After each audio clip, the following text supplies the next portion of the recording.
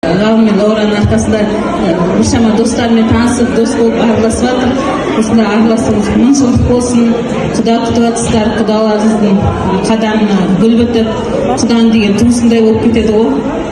Құдаларыңыз өздеріңіз туыс ағайындай болып сыйласып кетіңіздер. Тойларыңыз, дастархандар тек қуанышқа, тойларың тек жақсылыққа жайылсын. Біз енді Маңғыстаудан келіп жатырған, біз енді салт дәстүрді ұстаймыз. Соған енді досымыз деген жас құдағай болып жатыр, статусын өсіп жатыр, болашақ әже боласын. Сол себептен арнайы Маңғыстаудың деген салтымен, өзіміздің қазақтың оюымен саған шапан жақтыңыз беріп қабылдам.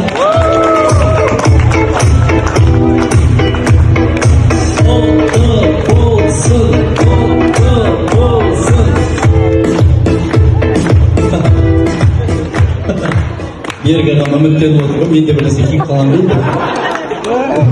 Ақтаудан келген, Маңғыстаудан келген қонақтар Берік ағам қолынан да бірнәрсе ұстата саласыздар ма? Пакет ұстата салайық ма?